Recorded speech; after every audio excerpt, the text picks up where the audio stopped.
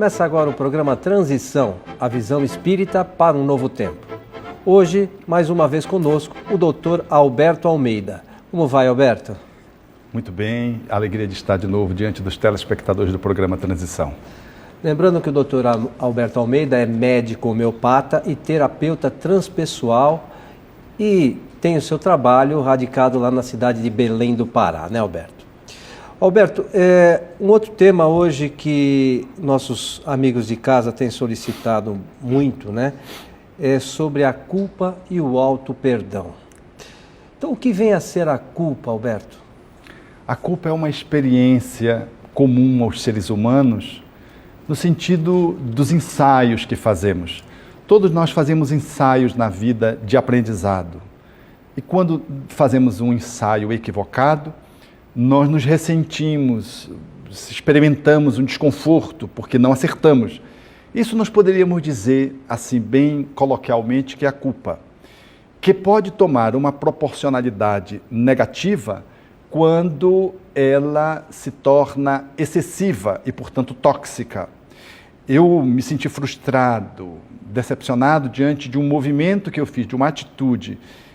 E experimentar esse desconforto é normal, mas eu ficar fixado nesse desconforto, eu entrar para um movimento de autopunição, eu mergulhar numa atitude de autorreprimenda, eu resvalar para uma atitude de autoflagelação, isso já são mecanismos de lidar com o ensaio acerto-erro inadequadamente. Eu estou mergulhado numa toxicidade, numa culpa tóxica, e isso não é desejável. E arrependimento, Alberto, é a mesma coisa que remorso? Não. O remorso é a culpa tóxica. Allan Kardec fez um estudo extraordinário dessa temática no livro O Céu e o Inferno, aonde ele analisa a possibilidade do auto-perdão mediante a estratégia do arrependimento. Efetivamente, o arrependimento, ele se diferencia do remorso. O arrependimento é uma atitude na qual o indivíduo dá-se conta de que se equivocou, de que fez um ensaio e não foi feliz. É a atitude de poder perceber que não foi legal aquela postura, aquela fala, aquele comportamento. É diferente do remorso. O remorso é a atitude de se remoer, de ressentir, de ficar como se fosse numa rotatória. Eu fico rodando na rotatória e não sigo o meu caminho. É a água paralisada, pantanosa, que não me agencia crescimento, que não me prospecta, que não me faz avançar. O remorso é a culpa tóxica. O arrependimento é uma atitude de lucidez do ser, que ensaia e avalia que aquele ensaio não foi legal, não foi bom, não foi adequado. Allan Kardec, no livro O Céu e o Inferno, analisa com propriedade esse caminho que se deve fazer, utilizando-se do arrependimento em substituição ao remorso ou à culpa tóxica. O arrependimento é essa postura de eu conseguir ter consciência daquilo que eu fiz e reconhecer que não foi legal. Diz o codificador que se segue ao arrependimento a expiação, que é esse sofrimento interno que às vezes nós experimentamos em função daquela atitude ter tido consequências que temos que nos responsabilizar. E dizer-lhe que nós completamos essa postura adequada face às nossas atitudes inadequadas ou infelizes com uma postura de reparação, significando, portanto, que eu preciso responder, refazendo as negatividades com positividade.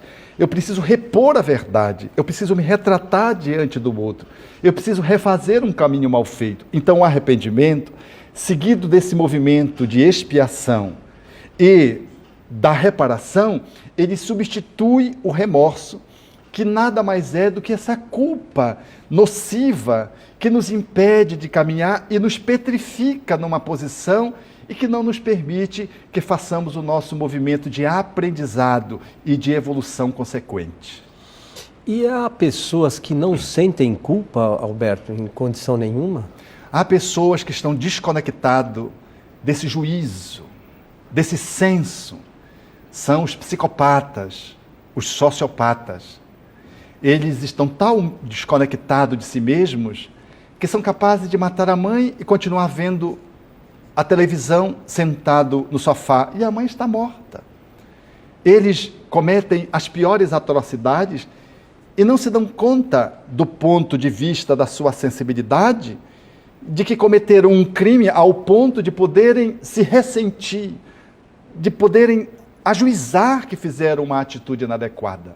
A sociopatia, que faz os matadores em séries, caracterizam uma patologia. Porque se é verdade que a culpa tóxica nos paralisa, a sociopatia, a negação completa da culpa, a ausência de conexão com esse sentimento de dar-se conta, de arrepender-se, ele representa um outro extremo extremamente patológico. Os sociopatas merecem ficar cerceados na sua liberdade, porque eles são capazes de lesar as pessoas mais queridas, em função de um transtorno que eles trazem no seu psiquismo, que quase sempre estão relacionados a outras vidas. Almas que delinquiram dramaticamente e renascem em profundo processo de desagregação mental, precisando do apoio da medicina, do cerceamento da sua liberdade, para que aos poucos esses indivíduos possam ir recuperando a capacidade da sanidade e de poder sentir a culpa nesse nível de normalidade, esse arrependimento que eles não sentem. Então é muito ruim quando encontramos uma pessoa que não é sensível ou é pouco sensível àquilo que faz e que se coloca de tal forma responsável que chama atenção, porque não faz conexão com o arrependimento. E qual a melhor maneira, a seu ver, de a gente lidar com a culpa, Alberto? É o caminho do perdão. Acolher de que nós somos seres em processo de aperfeiçoamento. Não somos perfeitos, muito embora estejamos na caminhada de aperfeiçoamento. Somos perfectíveis, mas não somos acabados. E nesse ensaio, nós cometemos equívocos. Então precisamos acolher isso.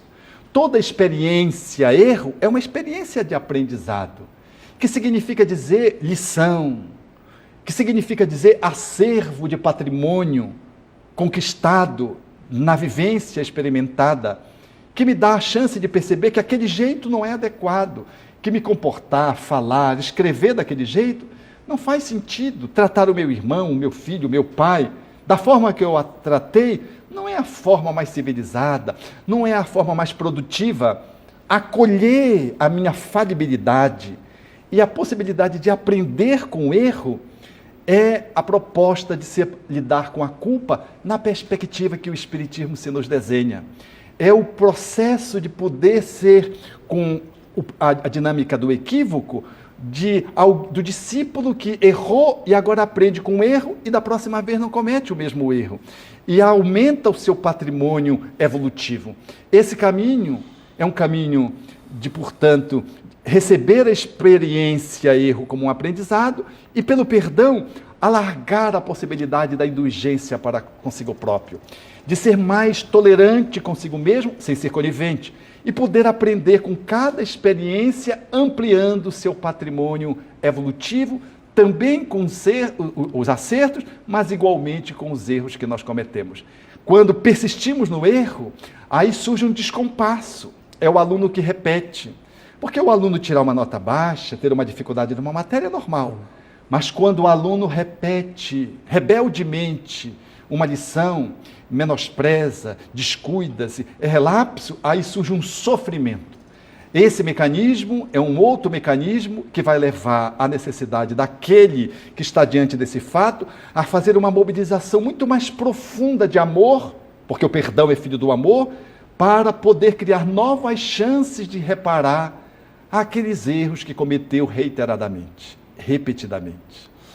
Nós já abordamos isso em uma outra ocasião, Alberto, num outro programa que você esteve conosco, mas você acha que os espíritos sem esclarecimento podem nos induzir de alguma forma a erros e, sobretudo, a persistir neste pensamento culposo que nos leva a condições ruins para a nossa vida, Alberto? Há espíritos inimigos nossos de outras vidas ou que não simpatizam conosco em função do nosso comportamento nesta vida. Quando ajudamos alguém, eles se insurgem contra nós. e que desejam nos acabar, literalmente nos levar a nocaute. E para fazer isso, eles nos inspiram comportamentos menores que vão se apresentando na nossa vida como equívocos, e eles vão nos estimulando a pensar de que nós não prestamos. Vão nos inoculando culpas que, ensementando-se no nosso coração, vão se ampliando. E nós começamos a entrar num terreno perigoso de autopunição e resvalamos, às vezes, para outros comportamentos na tentativa de reparar o mal cometido através de atitudes igualmente não respeitosas. Aí vem o autoflagelo, a autopunição, vem a autoagressividade e nós começamos a derivar para outros estágios de comprometimento, criando um campo de remorso, criando uma verdadeira cilada para nós mesmos, nas quais nós caímos nas mãos desses espíritos que lá embaixo, depois que vamos descendo a rampa, eles nos induzem a cometer delitos que nós não cometeríamos no estado de sanidade. Eles vão fazendo nós descermos a escada, degrau a degrau, até chegar numa zona pantanosa. Muitas pessoas cometem delitos graves, suicídios, por exemplo, não de uma forma pronta, imediata. Elas são pessoas normais, não têm ideias suicidas, mas começam a entrar, em função de um erro, num descaminho de remorso, e os espíritos ficam insuflando que a pessoa não vale nada, e a pessoa então vai se desencaminhando, e quando ela menos se dá conta, agora conectada aos espíritos infelizes, que a obsediam, que a interferem psiquicamente, eles conseguem agora sugerir o suicídio, que não era aceito numa primeira instância, agora começa a ser cogitado. E depois começa a fazer parte de uma ideação, de um planejamento, e depois surge como uma primeira tentativa. E às vezes, lograda em êxito letal, a pessoa desencarna. Então nós precisamos estar muito atentos, porque a culpa é uma tomada através da qual os espíritos infelizes se conectam para transformá-la em culpa tóxica, em remorso, e a partir daí tentar levar-nos a estados lamentáveis de comportamento social, emocional e espiritual diante da vida. Lembrando que nem tudo a gente pode colocar a culpa nos espíritos, né? Parte disso depende da nossa aceitação ou não dessas ideias que de uma certa forma são colocadas na nossa mente, né, Alberto? Efetivamente, como um plug, há uma parte que se conecta e há a tomada que recepciona. Se não houver encaixe, não há o processo da perturbação espiritual e os seus desdobramentos. Esse encaixe é feito pela sintonia. E essa sintonia que nós podemos fazê-la com os espíritos infelizes, nós podemos fazê-la com os anjos guardiães, com o nosso anjo de guarda, com o nosso espírito protetor, através do bem, da oração, da vinculação com atitudes nobres, leituras agradáveis, com as quais esses bons espíritos vão nos inspirando a que possamos nos acolher através do caminho do auto-perdão e não da punição. Através do caminho da autocompreensão, da autoaceitação e da reparação, e não através de uma atitude que possa representar autocastigo, autoflagelo. Os bons espíritos, se conectando conosco, nos ajudam a transpor os nossos próprios limites, e nós vamos crescendo com o aprendizado do auto-perdão e com a experiência que nós vamos acumulando. Conectados, então, que estaremos com os benfeitores espirituais. Alberto, nós vamos para um rápido intervalo e já retornamos.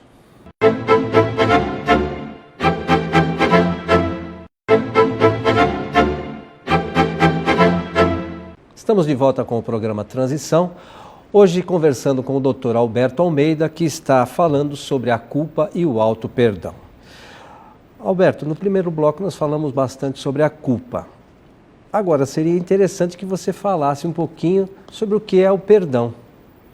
O perdão é a atitude que envolve a misericórdia. Jesus foi enfático ao dizer que nós deveríamos avançar na misericórdia, dizendo, bem-aventurados os misericordiosos. Toda pessoa que detém de misericórdia, ela dispõe do subproduto chamado perdão, que a etimologia da palavra já embute doar, perdoar. Doar inteiramente, doar integralmente. Perdoar é ser capaz de poder fazer um movimento oposto à negatividade, capaz de transpô-la de uma forma inteira, completa. O perdão pode ser uma atitude, quando eu peço desculpa a alguém, pisei no pé, desculpe. Quando no telefone eu digo uma coisa e foi equivocada, eu digo, por favor, eu me enganei, me desculpe. É o perdão de um momento. Mas, habitualmente, o perdão é um caminho que eu preciso percorrer. Às vezes eu preciso de um dia, às vezes eu preciso de uma semana, às vezes eu preciso de um mês, às vezes eu preciso de uma década, quando a lesão é muito grave. É uma atitude, portanto, sucessivamente que se repete de autodoação, de amor, porque o perdão é filho do amor, e nós vamos então fazendo essa caminhada de reparação, de refazimento, de recuperação, face a uma culpa ou uma mágoa. A mágoa, se você me lesa, a culpa, se eu lesei você. É o verso e o antiverso de uma mesma medalha, culpa e mágoa. O perdão é a medicação para a culpa e para a mágoa. É, portanto, uma atitude de um homem inteligente, mas, sobretudo, das pessoas corajosas. Porque os covardes não perdoam, eles se vingam e se automutilam. Mas aqueles que perdoam são capazes de se reconciliar com o outro, reconciliando-se consigo próprios.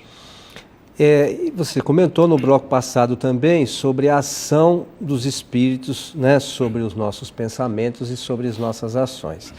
Assim sendo, você acha que é fácil a gente se perdoar, aí estando sujeitos à ação desses espíritos que procuram cada vez mais atrapalhar as nossas vidas, né, Alberto? Sim, mas penso que somos capazes de nos perdoar na medida que entendemos que nós é que fazemos a escolha, como numa balança.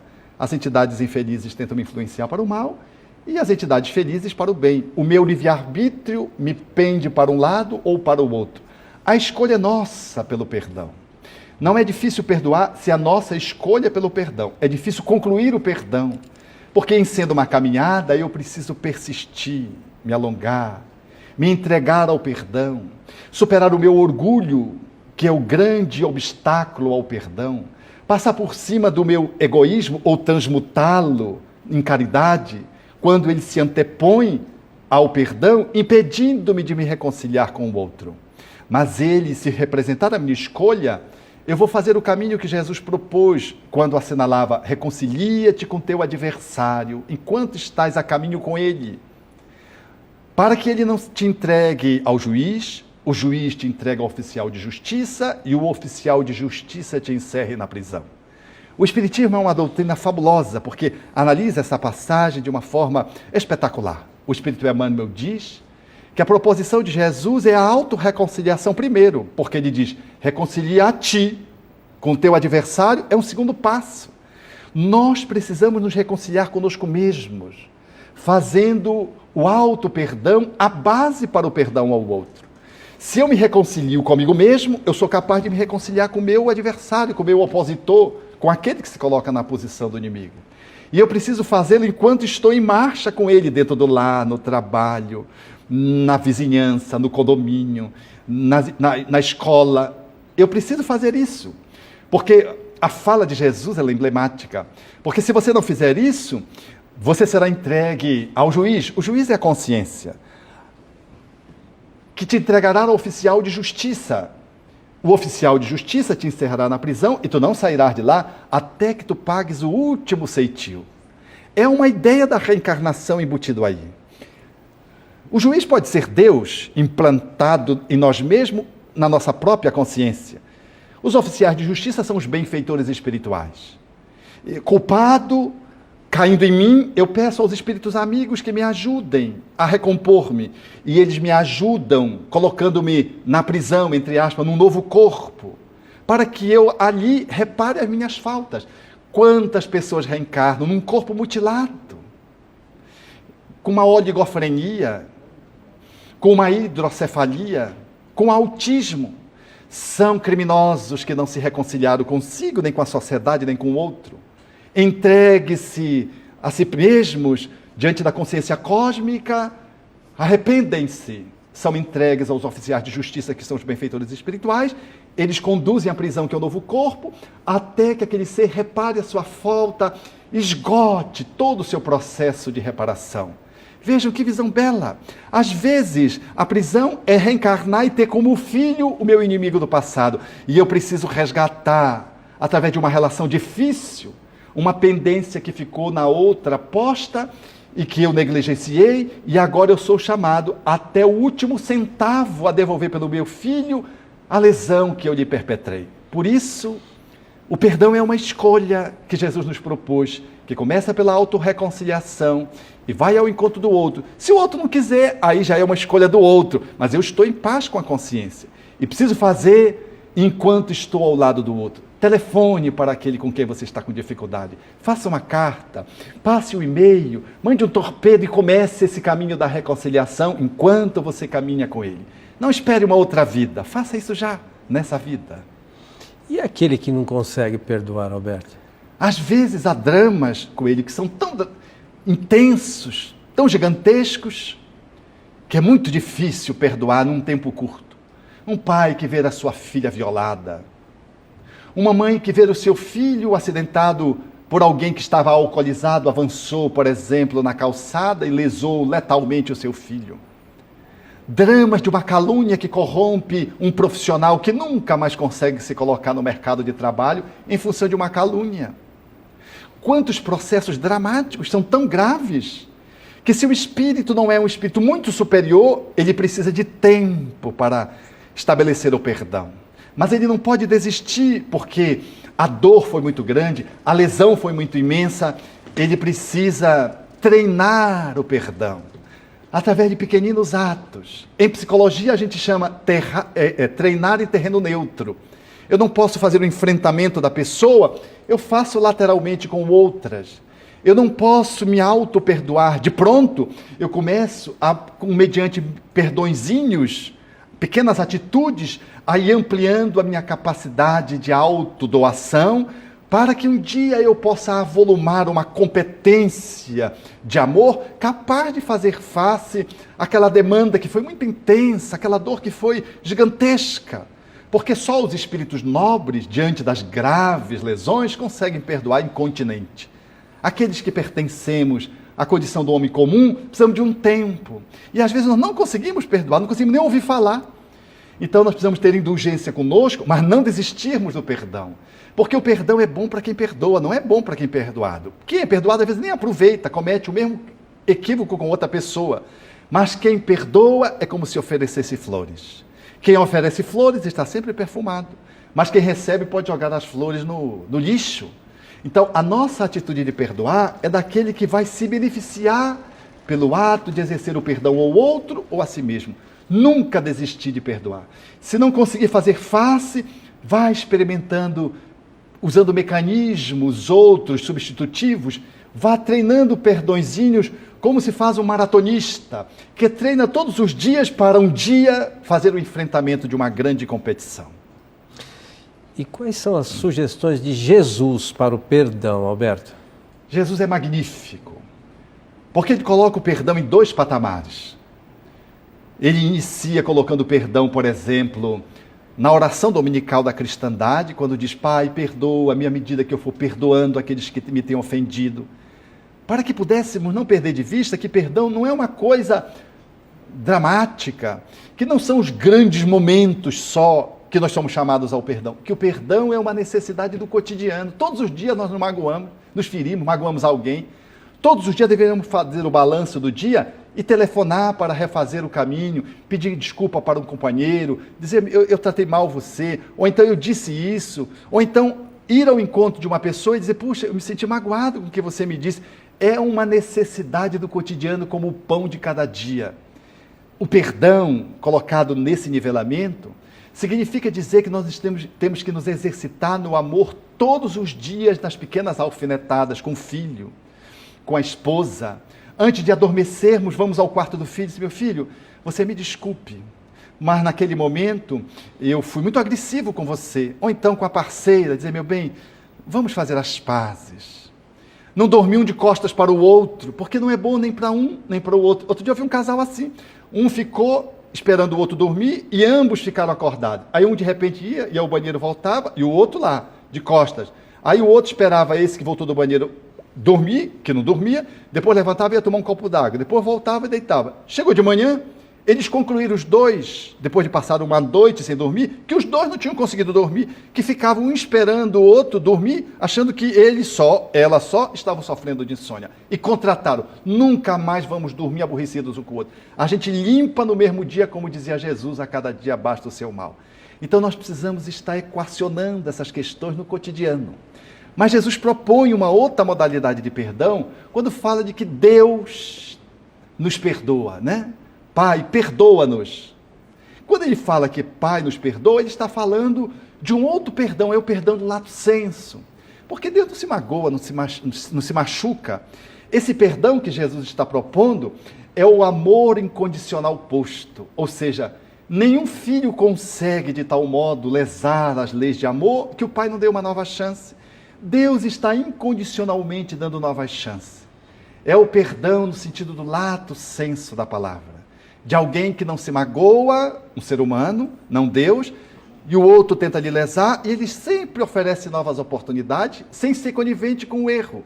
Esse é o grande perdão, o perdão do divino, das grandes almas.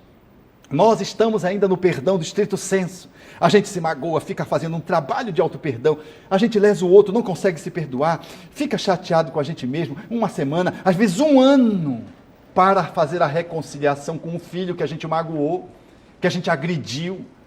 É o perdão no estrito sensu da palavra. Então tem esses dois níveis de perdão que Jesus propôs, que precisamos considerar. Estamos mergulhados, sabe, Coelho? Esse corpo é uma demonstração do perdão divino.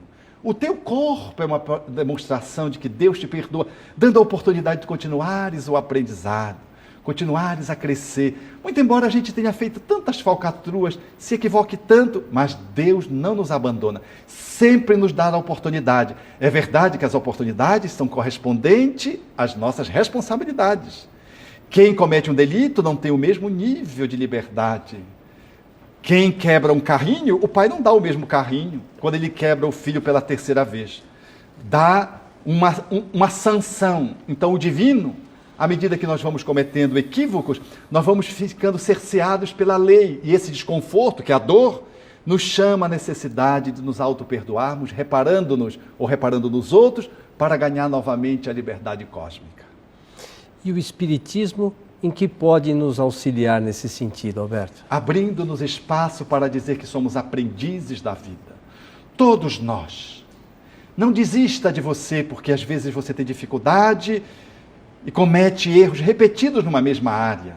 Por exemplo, se você é um dependente químico, se segura, mas você tem as recaídas. Não faça disso a sua tragédia. Não defina a sua vida porque você não consegue trabalhar a sua agressividade. Porque o seu ciúme, aqui e acolá, você cai de novo no ciúme, na inveja, na maledicência. Não desista, continue lutando. Porque o caminho de autossuperação passa pelo aprendizado, que vai nos tornando mais maduro. E essas lições que a gente repete em função dos nossos condicionamentos com que nós nos permitimos estimular em outras vidas ou nessa vida, eles precisam de um tempo para que a gente se descondicione e crie novos condicionamentos. Esse é o caminho do perdão. O Espiritismo nos abre espaço para que a gente se acolha sem nenhuma atitude de conivência com os nossos erros. Acolhe o outro sem nenhuma cumplicidade com o equívoco do outro, do filho, do esposo, da esposa, porque somos pessoas que temos a compreensão de que perdoar é assumir a responsabilidade pelos nossos atos e fazer o movimento de reparação correspondente. Então o Espiritismo, nos dando essa plataforma, nos ensina que o amor é a pedra de toque através da qual nós conseguimos fazer o salto do auto-perdão e o perdão ao outro pelas vias da amorosidade. Alberto, nossos agradecimentos a você. Esperamos contar com você outras vezes. Com certeza, as suas palavras de hoje foram bastante esclarecedoras para todos os nossos amigos. E os nossos amigos de casa, fica o nosso abraço. Esperamos a todos no próximo Transição, a visão espírita para um novo tempo. Até lá!